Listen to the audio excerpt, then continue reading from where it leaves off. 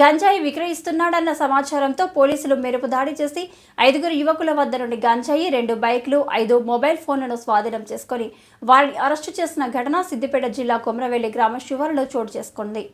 మంగళవారం కొమరవెల్లి పోలీస్ స్టేషన్లో CI L Srinu media సమావేశం ఏర్పాటు చేశారు.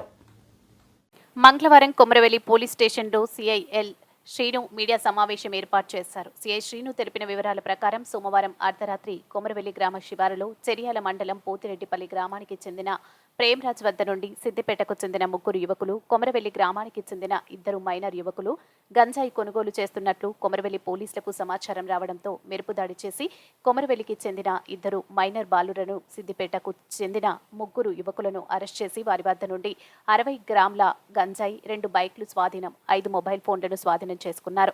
కొమరవెల్లికి చెందిన 2 మైనర్ బాలులకు నోటీసులు జారీ చేసి సిద్దిపేటకు చెందిన 3 యువకులపై కేసు నమోదు చేసి రిమాండ్కు తరలించినట్టు సిఐ శ్రీను తెలిపారు. గంజాయి విక్రయిస్తున్న చెర్యాల మండలం పోతిరెడ్డిపల్లికి చెందిన ప్రేమరాజ్ పరారీలో ఉన్నాడని త్వరలోనే పట్టుకుంటామని సిఐ శ్రీను తెలిపారు.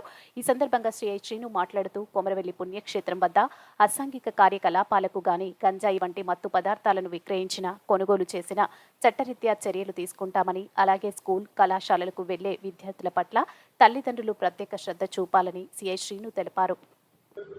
పరిచయం ఏర్పడి అతని ద్వారా గంజాయి కొనుగోలు చేసి ఈ ఏరియాలో ఉన్నటువంటి యువతకు అమ్మి సొమ్ము చేసుకుంటూ జల్సాలకు అలవాటుపడ్డారు.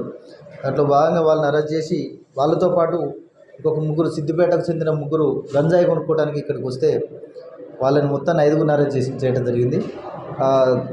సిద్దిపేటకు చెందిన జంగం ఓంకార్, ఎండి సమీర్, మంగునూరి నగేష్ అనే ఈ 3గురిని అరెస్ట్ చేసి ఈ 2 జువెనల్స్ను కూడా వాళ్ళ తల్లిదండ్రులకు అప్పగించడం జరిగింది. నోటీసులు జారీ చేసి వీరి వద్ద నుంచి ఒక 60 గ్రాముల గాంజా, తర్వాత 6 మొబైల్ ఫోన్స్, 2 మోటార్ సైకిల్ని స్వాధీనం చేసుకోవడం జరిగింది. వీళ్ళని ఈ మేజర్లైనటువంటి నేరస్తుల్ని అరెస్ట్ చేసి ఈరోజు కోర్టుకు పంపించడం జరుగుతుంది. మరొకసారి తల్లిదండ్రులకు అప్పీల్ ఏంటంటే, ఈ పిల్లల మీద అబ్జర్వేషన్ పెట్టండి. వాళ్ళు కాలేజీకి వెళ్తున్నారా, స్కూల్కి వెళ్తున్నారా, పనులకు వెళ్తున్నారా, మార్నింగ్ నుంచి ఈవినింగ్ దాకా ఎవరితో తిరుగుతున్నారు, సాయంత్రం పూట ఏంది వాళ్ళ పరిస్థితిని ఎప్పటికప్పుడు అబ్జర్వ్ చేసి ఇలాంటి కొంతమంది చెడ వ్యక్తులు యువతని పెడమార్గంలో చేయడానికి ప్రయత్నించే వారి పట్ల అప్రమత్తంగా ఉండి మన ఏరియాలో ఈ గాంజా లేకుండా చేయాలనే దృక్పథంతో పోలీస్ శాఖ కఠినమైన చర్యలు తీసుకోవడం జరుగుతుంది. దానికి ప్రజలందరూ సహకరించాల్సిందిగా కోరుతున్నాను.